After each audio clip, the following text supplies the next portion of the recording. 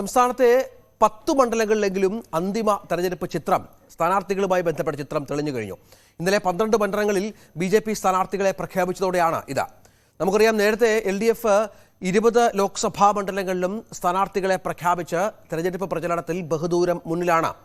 കോൺഗ്രസ് ആകട്ടെ നാളെയോ മറ്റന്നാളോ ഒരുപക്ഷെ പ്രഖ്യാപനമുണ്ടായേക്കാം. ഇന്ന് ഡൽഹിയിലേക്ക് VD സതീശനും സുധാകരനും പോയി ഹൈക്കമാൻഡുമായി ചർച്ചകൾ നടത്തുന്നുണ്ട്. പക്ഷേ അപ്പോഴും സിറ്റിംഗ് MP-മാർ അവർ ഈ ചിത്രം, അതായത് മത്സരിക്കുമെന്ന് ഉറപ്പായവരെല്ലാം അവരവരുടെ മണ്ഡലങ്ങളിൽ സജീവമാണ് എന്നുള്ളതാണ്. അങ്ങനെ സംസ്ഥാനത്തൊട്ടാകെ തെരഞ്ഞെടുപ്പുമായി ബന്ധപ്പെട്ട ചിത്രം തെളിഞ്ഞു വരികയാണ്. നമ്മോടൊപ്പം സമഗ്രമായി തന്നെ അടുത്ത 1 മണിക്കൂർ തെരഞ്ഞെടുപ്പ് ചിത്രം സംസ്ഥാനത്ത് നമ്മൾ വിശകലനം ചെയ്യുന്നു.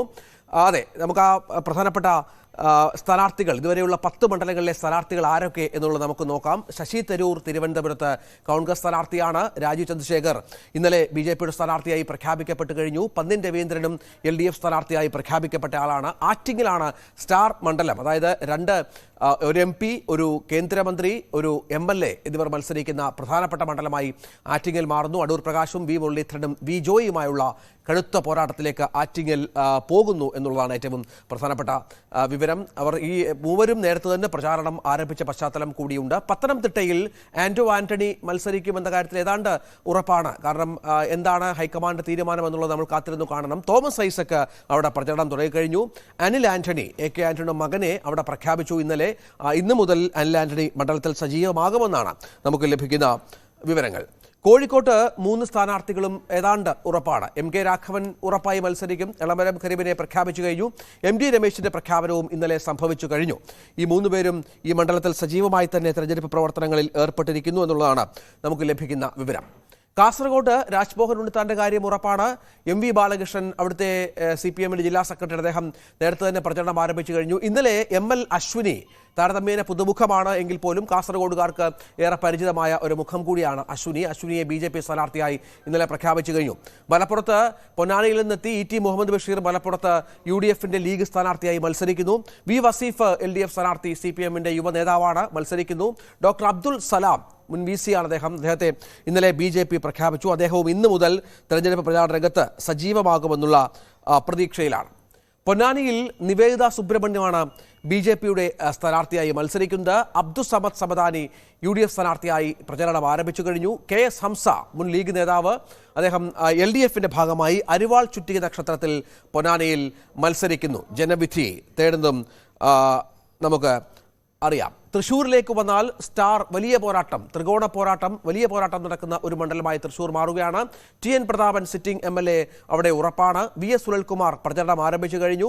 മുൻ മന്ത്രിയാണ്, കൃഷിമന്ത്രിയാണ്. സുരേഷ് ഗോപി വർഷങ്ങൾക്ക് മുൻപ് തന്നെ അവിടെ മണ്ഡലം കേന്ദ്രീകരിച്ചുള്ള പ്രചരണത്തിലാണ് അദ്ദേഹവും വലിയ വിജയപ്രതീക്ഷ അവിടെ പങ്കുവെക്കുന്നുണ്ട്. തൃശ്ശൂരിലെ സാഹചര്യം അതാണ്. അങ്ങനെ സംസ്ഥാനത്തെ ഓരോ മണ്ഡലങ്ങൾ, 10ഓളം മണ്ഡലങ്ങളിൽ ആ തരത്തിൽ സ്ഥാനാർത്ഥികളുമായി ബന്ധപ്പെട്ട ഒരു അന്തിമ ചിത്രം. പാലക്കാട്ടേക്ക് വന്നാൽ C കൃഷ്ണകുമാർ കഴിഞ്ഞ തവണ പാലക്കാട് മത്സരിച്ച് വലിയ വോട്ട് വിഹിതം നേടിയ സ്ഥാനാർത്ഥിയാണ്, അവിടുത്തെ ചിരപരിചിതനാണ്. ശ്രീകണ്ഠനാകത്തെ ജനകീയനായ ഒരു MP ആയി കഴിഞ്ഞ വർഷങ്ങളിൽ മാറിക്കഴിഞ്ഞു. വടകരയിലേക്ക് വന്നാൽ K മുരളീധരൻ സ്വയം പ്രഖ്യാപിച്ചു കഴിഞ്ഞു താനാണ് സ്ഥാനാർത്ഥി എന്നുള്ളത്. KK ശൈലജ ടീച്ചർ അവിടെ പ്രചരണം ആരംഭിച്ചു കഴിഞ്ഞു. പ്രഫുൽ കൃഷ്ണയാണ് അവിടെ പ്രധാനമായും സ്ഥാനാർത്ഥിയായി വടകരയിൽ BJPയുടെ ഭാഗത്ത് നിന്ന് മത്സരിക്കുന്നത് എന്നുള്ളതാണ്. അങ്ങനെ സംസ്ഥാനത്ത് തെരഞ്ഞെടുപ്പ് ചിത്രം ഏതാണ്ട് തെളിഞ്ഞ പശ്ചാത്തലമാണ്. നമ്മോടൊപ്പം നമ്മുടെ പ്രമുഖ റിപ്പോർട്ടർമാർ ചേരുന്നുണ്ട്. തിരുവനന്തപുരത്ത് നിന്ന് VV വിനോദും ഡാൻ കുര്യനുമുണ്ട്. കൊച്ചിയിൽ നിന്ന് ഡാനി പോളുണ്ട്. പാലക്കാട്ട് നിന്ന് S വിനേഷ് കുമാർ, MS സനീഷ് കുമാർ കോഴിക്കോട് നിന്ന്, CV അനുമോദ് മലപ്പുറത്ത് നിന്ന്, KV ബൈജു കാസർഗോഡ് നിന്ന് ചേരും. ശശിനാരായണൻ പത്തനംതിട്ടയിൽ നിന്നും ഏറ്റവും പുതിയ വിശദാംശങ്ങൾ നൽകും. നമുക്ക് തിരുവനന്തപുരത്ത് വിനോദിലേക്കും ഡാൻ കുര്യനിലേക്കും ഒന്നാദ്യം പോകണം. വിനോദ്, ഒപ്പം ഡാൻ, ഈ തെരഞ്ഞെടുപ്പ് ചിത്രം ഏതാണ്ട് 10 മണ്ഡലങ്ങളിലെങ്കിലും അന്തിമമായി കഴിഞ്ഞു. കോൺഗ്രസിന്റെ പട്ടിക നാളെയോ മറ്റന്നാളോ വരുമ്പോഴേക്കും നമുക്ക് പൂർണ്ണമായ ഒരു ചിത്രം കിട്ടും. BJPയുടെ 2ാം ഘട്ട പട്ടികയും BDSന്റെ സ്ഥാനാർത്ഥികളും എപ്പോൾ വേണമെങ്കിലും പ്രഖ്യാപിക്കാം.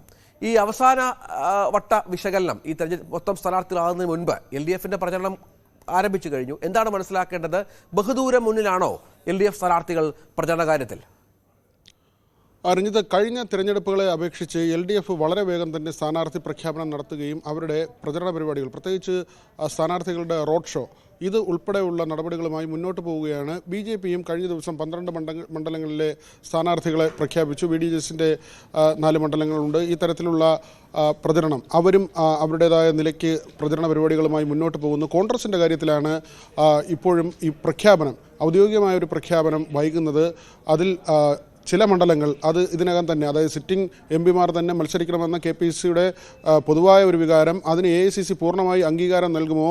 കനകോല റിപ്പോർട്ടുമായി ബന്ധപ്പെട്ട ചർച്ചകൾ നടക്കുന്നുണ്ട്. അങ്ങനെ ഒരു റിപ്പോർട്ടില്ലെന്ന് പ്രതിപക്ഷ നേതാവ് പറയുമ്പോഴും ചില മുഖങ്ങളെങ്കിലും മണ്ഡലങ്ങളിൽ മാറിയേക്കുമെന്ന ചില സൂചനകൾ വരുന്നുണ്ട്. ഏതായിരുന്നാലും നമ്മളിപ്പോൾ തിരുവനന്തപുരം, ആറ്റിങ്ങൽ മണ്ഡലങ്ങളുടെ ഒരു പൊതുസ്ഥിതിയാണ് പരിശോധിക്കുന്നത്. ഡാൻ, തിരുവനന്തപുരത്തും ആറ്റിങ്ങലും ചിത്രം വ്യക്തമാണ്. കാരണം കോൺഗ്രസിൻ്റെ പ്രഖ്യാപനം വന്നില്ലെങ്കിൽ കൂടി അടൂർ പ്രകാശ് അദ്ദേഹത്തിൻ്റെ നിലയിൽ ആറ്റിങ്ങൽ പ്രചരണവുമായി പോകുന്നു.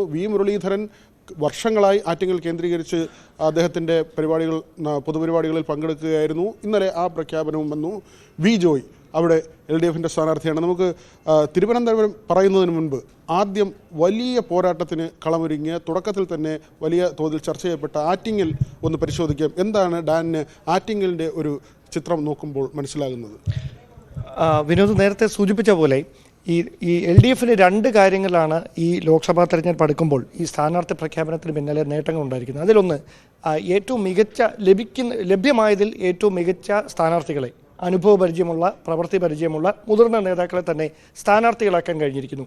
അതോടൊപ്പം തന്നെ ആ സ്ഥാനാർത്ഥി പ്രഖ്യാപനം എത്രയും നേരത്തെ പൂർത്തിയാക്കാൻ കഴിഞ്ഞിരിക്കുന്നു. അങ്ങനെ ആ ഒരു കൃത്യമായ അടിത്തറയിൽ നിന്നാണ് LDFിൻ്റെ സ്ഥാനാർത്ഥികൾ പ്രചാരണം ആരംഭിച്ചത്. വർക്കലയിൽ ഞാൻ ജോയ് പ്രചാരണം ആരംഭിച്ച ദിവസം അവിടേക്ക് പോയിരുന്നു. അപ്പോൾ നമുക്കറിയാം ഈ ഉച്ച സമയത്തെ വെയിലൊക്കെ, ആ വെയിലിനെ ഒന്നും വകവെക്കാതെ 100 കണക്കിന് പ്രവർത്തകരാണ് ഈ പ്രചാരണം തുടങ്ങിയ സമയത്ത് അദ്ദേഹത്തോടൊപ്പം വർക്കലയിലുണ്ടായിരുന്നത്.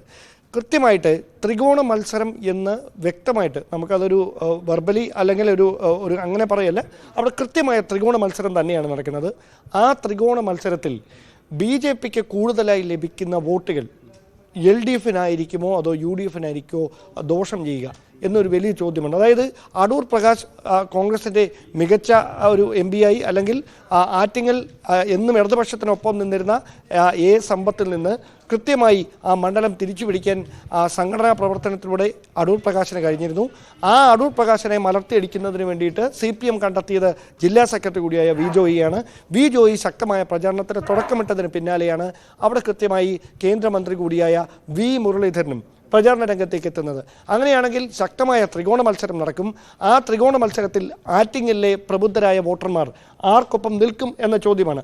അവിടെ അടൂർ പ്രകാശിനെ സംബന്ധിച്ച് അദ്ദേഹം കഴിഞ്ഞ 5 വർഷം നടത്തിയ പ്രവർത്തനങ്ങളിൽ ആളുകൾക്ക് വലിയ തരത്തിലുള്ളൊരു ആക്ഷേപമുണ്ടെന്ന് തോന്നുന്നില്ല. നമ്മളൊരു സമ്മിശ്ര പ്രതികരണങ്ങൾ സ്വാഭാവികമായി ഉണ്ടാകും രാഷ്ട്രീയ നിലപാടുകളുടെ ഭാഗമായിട്ട്. അതിനപ്പുറത്തേക്ക് ഒരു MP എന്നുള്ള നിലയിൽ ആറ്റിങ്ങൽ മണ്ഡലത്തിന് വേണ്ടി ഇടപെടലുകൾ നടത്താൻ അടൂർ പ്രകാശിന് കഴിഞ്ഞിട്ടുണ്ടോ എന്നാണ് കോൺഗ്രസ് പ്രവർത്തകർക്ക് അപ്പുറത്തേക്ക് പൊതുവായി ആ നാട്ടിൽ ഉള്ള, ആ മണ്ഡലത്തിലുള്ള ഒരു പൊതുവികാരം. പക്ഷേ ഞാൻ നേരത്തെ സൂചിപ്പിച്ച പോലെ ഇനി പ്രധാനമായി ചർച്ച ചെയ്യപ്പെടാൻ പോകുന്നത്, അല്ലെങ്കിൽ ഈ തെരഞ്ഞെടുപ്പിൽ ആറ്റിങ്ങലിൽ നിർണായകമാകാൻ പോകുന്നത് അവിടുത്തെ സാമുദായിക സ്വാധീനം, ആ വോട്ടുകൾ ആർക്കൊപ്പം നിൽക്കും, ഈഴവ വോട്ടുകൾ മറിയുന്നത് അത് മുരളീധരനായിരിക്കുമോ ഗുണം ചെയ്യുക അതോ അടൂർ പ്രകാശിനായിരിക്കുമോ? പ്രത്യേകിച്ച് ഈ 3 സ്ഥാനാർത്ഥികളും ഒരേ സമുദായത്തിൽ നിന്നുള്ളവരാണ്. ഡാൻ പറഞ്ഞതുപോലെ തന്നെ ഇതിൻ്റെ ഒരു പ്രാധാന്യം, അടൂർ പ്രകാശ് കോൺഗ്രസിലെ ഏറ്റവും സീനിയറായിട്ടുള്ള നേതാവാണ്. അദ്ദേഹം മന്ത്രിയായിരുന്ന ആളാണ്. ബാലികേറ മലയായിരുന്ന UDFിന് ബാലികേറ മലയായിരുന്ന ആറ്റിങ്ങലാണ് അദ്ദേഹം നേടിയത്. അതേ സ്ഥലത്ത് ജോയ് വരുമ്പോൾ അത്രയും ജനകീയനാണ്. ജില്ലാ സെക്രട്ടറിയാണ്, പ്രവർത്തന പരിചയമുള്ള നേതാവാണ്, നിലവിൽ MLA ആണ്. ആ തരത്തിലുള്ള എല്ലാ മേൽക്കൈയും ജോയിക്കുണ്ട്. അതേ സ്ഥലത്ത് മുരളീധരനെ നമ്മൾ നോക്കുമ്പോൾ കേന്ദ്ര സഹമന്ത്രിയാണ്. വർഷങ്ങളായി ആറ്റിങ്ങൽ കേന്ദ്രീകരിച്ച് പ്രവർത്തിക്കുന്ന ഒരു നേതാവാണ്. തീവാറുന്ന പോരാട്ടമെന്നതിൽ ഒരു തർക്കവും വേണ്ട, അത്രയും ശക്തമായ ഒരു പോരാട്ടം. അതോടൊപ്പം എടുത്തു പറയേണ്ട ഒരു കാര്യം, ഈ മുരളീധരനെ സംബന്ധിച്ച് പറയുമ്പോൾ നമ്മൾ ഈ പ്രധാനമന്ത്രി തിരുവനന്തപുരത്തേക്ക് എത്തിയപ്പോൾ കണ്ടിരുന്ന ഫ്ലെക്സ് ബോർഡുകളുണ്ടല്ലോ, എന്താണ് കേരളത്തിന് മോദിയുടെ ഗ്യാരണ്ടി. അപ്പോൾ ആറ്റിങ്ങലിന് മോദിയുടെ ഗ്യാരണ്ടിയായി മാറും മുരളീധരൻ ജയിച്ചാൽ ആറ്റിങ്ങലിന് കേന്ദ്രമന്ത്രി. ഈ പ്രചാരണമായിരിക്കും നടത്തുക. അവിടെ വോട്ടർമാരുടെ തുടങ്ങിക്കഴിഞ്ഞു. അത് ഏത് തരത്തിലായിരിക്കും വോട്ടർമാരെ സ്വാധീനിക്കുക എന്നൊരു കാര്യമുണ്ട്. കാരണം അതൊരു വാഗ്ദാനമല്ല, അത് നിലവിൽ നിൽക്കുന്ന ഒരു കാര്യം, അതിൻ്റെ ഒരു തുടർച്ചയ്ക്ക് വേണ്ടിയാണ് ആ ഒരു പ്രചാരണവുമായി അവർ രംഗത്തേക്ക് എത്തുന്നത്. സ്വാഭാവികമായി നമ്മൾ നേരത്തെ പറഞ്ഞു വന്ന പോലെ ഈ സാമുദായികമായ സ്വാധീനം അല്ലെങ്കിൽ പിന്തുണ ആർക്കായിരിക്കും ഉറപ്പിക്കാൻ കഴിയുക? എല്ലാവരും നമുക്കറിയാം ശിവഗിരിയിലെത്തും.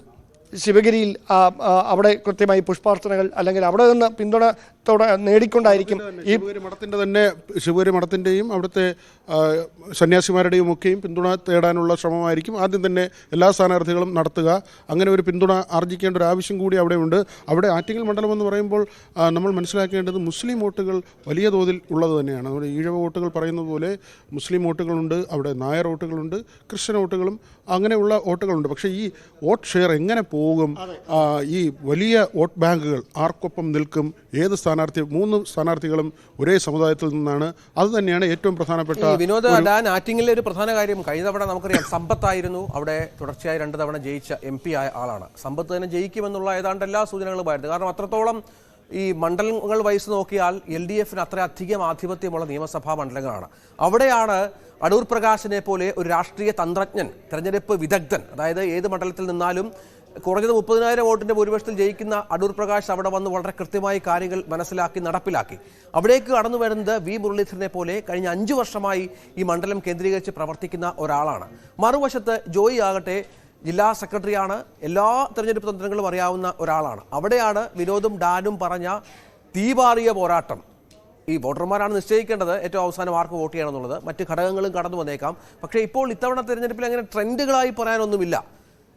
പിണറായി സർക്കാരിനെതിരെയുള്ള ചില ആരോപണങ്ങൾ ഒഴിച്ചാൽ അത് ആർക്ക് ഗുണം ചെയ്യും എന്നുള്ള ഒരു ചോദ്യം കൂടി, അതിന് കൃത്യമായ ഉത്തരം കൂടി ആറ്റിങ്ങളിൽ നിന്ന് ലഭിക്കേണ്ടതുണ്ട്. രഞ്ജിത്ത്, ഇവിടുത്തെ ക്യാമ്പയിൻ തന്നെ മോഡിയുടെ ഗ്യാരണ്ടി എന്ന നിലയ്ക്ക് അത് പ്രധാനമന്ത്രി പറഞ്ഞു കഴിയുമ്പോൾ അത് BJP ഏറ്റെടുക്കുന്നു. സംഘടനാ സംവിധാനം ആ ഒരു ക്യാമ്പയിന് പിന്നാലെ തന്നെയാണ് സഞ്ചരിക്കുന്നത്. അവിടെയാണ് ഇപ്പോൾ കേന്ദ്ര സഹമന്ത്രിയായിട്ടുള്ള V മുരളീധരൻ അദ്ദേഹത്തെ രാജ്യസഭാ MP എന്നതിനപ്പുറത്തേക്ക് പാർലമെൻറ്റിലേക്ക്, ലോക്സഭയിലേക്ക് തിരഞ്ഞെടുക്കപ്പെടുമ്പോൾ ജനാധിപത്യ രീതിയിൽ അദ്ദേഹം എത്തുമ്പോൾ നിങ്ങൾക്ക് ലഭിക്കാൻ പോകുന്നത് ഒരു കേന്ദ്രമന്ത്രിയാണ് എന്ന കാര്യം ഒരു വലിയ പ്രചരണ വിഷയമാക്കി BJP കൊണ്ടുവരുന്നു. ഇന്നലെ സ്ഥാനാർത്ഥി പ്രഖ്യാപനം വരുന്നതിന് മുൻപ് തന്നെ ആറ്റിങ്ങൽ മണ്ഡലത്തിൻ്റെ വിവിധ ഭാഗങ്ങളിൽ മുരളീധരന് വേണ്ടിയുള്ള ചുവരെഴുത്തുകൾ പ്രത്യക്ഷപ്പെട്ടു, പോസ്റ്ററുകൾ പ്രത്യക്ഷപ്പെട്ടു. ഇതിലെല്ലാം തന്നെ കൃത്യമായി പറയുന്നത് മോഡിയുടെ ഗ്യാരണ്ടിയാണ് V മുരളീധരൻ, നിങ്ങൾക്ക് ഒരു കേന്ദ്രമന്ത്രി എന്ന നിലയ്ക്ക് തന്നെയാണ് കാര്യങ്ങൾ പോകുന്നത്. ഡാൻ, ഈ കേന്ദ്രമന്ത്രിയുടെ കാര്യം പറയുമ്പോൾ മറ്റൊരു കേന്ദ്ര സഹമന്ത്രിയാണ് BJPയുടെ രാജീവ് ചന്ദ്രശേഖർ. അദ്ദേഹം തിരുവനന്തപുരത്ത് മത്സരിക്കുന്നു. ഇതേ കാര്യം തന്നെയാണ്, ഇതേ ക്യാമ്പയിൻ തന്നെയാണ് പറയുന്നത്. രാജീവ് ചന്ദ്രശേഖറിനെ വിജയിപ്പിച്ചാൽ നിങ്ങൾക്കൊരു കേന്ദ്രമന്ത്രി എന്ന ക്യാമ്പയിനിലേക്ക് തിരുവനന്തപുരത്തും BJP പോകുന്നു. അതിൻ്റെ പ്രവർത്തനങ്ങളുമായി മുന്നോട്ട് പോകുന്നു. നമ്മൾ കാണണം, അപ്പുറത്ത് നിൽക്കുന്നത് 3 തവണ ജയിച്ച ശശി തരൂർ എന്ന അതികായനാണ്. ഏതാണ്ട് 1 ലക്ഷം വോട്ടിൻ്റെ ഭൂരിപക്ഷം ഇപ്പോൾ നിലനിർത്തുന്ന ഏറ്റവും ശക്തനായ കോൺഗ്രസിൻ്റെ തന്നെ ഏറ്റവും ദേശീയ മുഖമായ ശശി തരൂർ. പന്ന്യൻ രവീന്ദ്രൻ നേരത്തെ MP ആയിട്ടുള്ള ആളാണ്. ലാളിത്യമുള്ള ജീവിതമാണ്, ഉത്തമനായ കമ്മ്യൂണിസ്റ്റ് എന്ന് പേരെടുത്തിട്ടുള്ള ജനകീയനായിട്ടുള്ള നേതാവാണ്. തിരുവനന്തപുരത്തും മത്സരം ശക്തമായിരിക്കും അല്ലേ? തീർച്ചയായിട്ടും അവിടെ ഈ CPIയുടെ സ്ഥാനാർത്ഥിയായിട്ട് പന്ന്യൻ രവീന്ദ്രൻ മത്സരിക്കുമ്പോഴും അദ്ദേഹത്തിന് വേണ്ടി സംഘടനാ തലത്തിൽ താഴെത്തട്ടിൽ ചുവടുറപ്പിക്കുന്നത്, പ്രവർത്തനങ്ങൾക്ക് ചുക്കാൻ പിടിക്കുന്നത് DYFI പ്രവർത്തകരാണ്. അത് പലയിടങ്ങളിലും നമുക്ക് വ്യക്തമായ കാഴ്ചയാണ്. അദ്ദേഹത്തിൻ്റെ സ്ഥാനാർത്ഥിത്വം പ്രഖ്യാപിച്ചതിന് തൊട്ടു പിന്നാലെ തന്നെ ഈ കൃത്യമായി മുഖ്യമന്ത്രി തന്നെ ആ കാര്യത്തിൽ ഇടപെടുന്നു. തിരുവനന്തപുരത്ത് പന്ന്യൻ രവീന്ദ്രന് വേണ്ടി മുഖ്യമന്ത്രി തന്നെയാണ് അദ്ദേഹത്തിൻ്റെ പേര് നിർദ്ദേശിച്ചത് എന്ന തരത്തിലുള്ള വിവരങ്ങൾ വരെ പുറത്തു വരുന്നുണ്ട്. എന്തായാലും CPMൻ്റെ സംഘടനാ സംവിധാനത്തിൻ്റെ മുഴുവൻ പിന്തുണയും പന്ന്യൻ രവീന്ദ്രന് ഉറപ്പാക്കാൻ കഴിഞ്ഞാൽ കൃത്യമായി അത് വോട്ടായി മാറും. അവിടെ നേരത്തെ സൂചിപ്പിച്ച പോലെ കോൺഗ്രസിൻ്റെ പ്രതിനിധിയായിട്ടല്ല ശശി തരൂരിനെ തിരുവനന്തപുരത്തെ വോട്ടർമാർ കണ്ടുകൊണ്ടിരുന്നത്. അവിടെ കോൺഗ്രസിൻ്റെ സംഘടനാ സംവിധാനത്തിൻ്റെ പ്രവർത്തനങ്ങൾക്കപ്പുറത്തേക്ക് ഒരു പൊതു സ്വീകാര്യത നേടാൻ തരൂരിന് കഴിഞ്ഞിരുന്നു. ആ പൊതു സ്വീകാര്യതയ്ക്കിടയിലേക്കാണ് മറ്റൊരു കേന്ദ്ര മന്ത്രി കൂടി രാജീവ് ചന്ദ്രശേഖർ എന്ന പേരിൽ ഇറങ്ങുന്നത്. അവിടെ സ്വാഭാവികമായി ഒരു ബുദ്ധി ഉപയോഗിച്ച് ചിന്തിക്കുന്ന വോട്ടർമാർക്ക് നേരത്തെ ആറ്റിങ്ങലിൽ ആരെ കൈവിടണം, ആരെ ചേർത്ത് നിർത്തണം, ഇതേ കൺഫ്യൂഷൻ ഇത്തവണ തിരുവനന്തപുരത്ത് വരും. കാരണം തരൂർ MP ആയാൽ BJP അധികാരത്തിൽ അല്ലെങ്കിൽ കോൺഗ്രസ് നേതൃത്വം നൽകുന്ന ഒരു മുന്നണി അധികാരത്തിൽ വന്നാൽ മാത്രമേ തരൂർ അങ്ങനെ ഒരു കേന്ദ്രമന്ത്രിയാകുമോ എന്ന കാര്യത്തിൽ ഒക്കെ ചർച്ചകൾ ഉണ്ടാകുകയുള്ളൂ. പക്ഷേ രാജീവ് ചന്ദ്രശേഖർ ആണ് ഇവിടെ നിന്ന് തിരഞ്ഞെടുക്കപ്പെടുന്നതെങ്കിൽ സ്വാഭാവികമായി കേന്ദ്രമന്ത്രി അതൊരു വാഗ്ദാനമല്ല, അത് നിലവിലുള്ള ഒരു സംവിധാനം. അത് തിരികെ ആ സംവിധാനത്തിലേക്ക് അദ്ദേഹം തിരികെ പോകുന്നു. അവിടെ തിരുവനന്തപുരത്തിൻ്റെ പിന്തുണയുമായിട്ട് അദ്ദേഹം പാർലമെൻറ്റിലേക്ക് എത്തുന്ന സാഹചര്യം വരും. സ്വാഭാവികമായി അങ്ങനെ പാർലമെൻറ്റിൽ നിന്നാണ് ഈ വി മുരളീധരനും രാജീവ് ചന്ദ്രശേഖരും ഇവരിൽ ആരെങ്കിലും ഒരാൾ തിരഞ്ഞെടുക്കപ്പെടുന്ന സാഹചര്യം തിരുവനന്തപുരം ജില്ലയിൽ നിന്നുണ്ടായാൽ, ഈ മണ്ഡലങ്ങൾ ഏതിൽ നിന്നെങ്കിലും ഉണ്ടായാൽ, സ്വാഭാവികമായി ഇവിടേക്ക് എത്താനുള്ള വികസനത്തിൻ്റെ സാധ്യതകൾ നമുക്കത് കാണാതിരിക്കാൻ കഴിയില്ല. കാരണം വന്ദേ ഭാരത് ഇവിടേക്ക് എത്തിയതിലൂടെ തന്നെ ഈ വികസനത്തിന് അല്ലെങ്കിൽ ഈ ദക്ഷിണേന്ത്യയെ എത്രമാത്രം പ്രാധാന്യത്തോടെയാണ് BJPയുടെ ദേശീയ നേതൃത്വം ഇപ്പോൾ നോക്കിക്കാണുന്നത് എന്ന കാര്യത്തിൽ ഒരു വ്യക്തത കൈവന്നിട്ടുണ്ട്. ഈ തിരുവനന്തപുരത്തിന് BJPയുടെ ഗ്യാരണ്ടി 2 കേന്ദ്രമന്ത്രിമാരാണ്.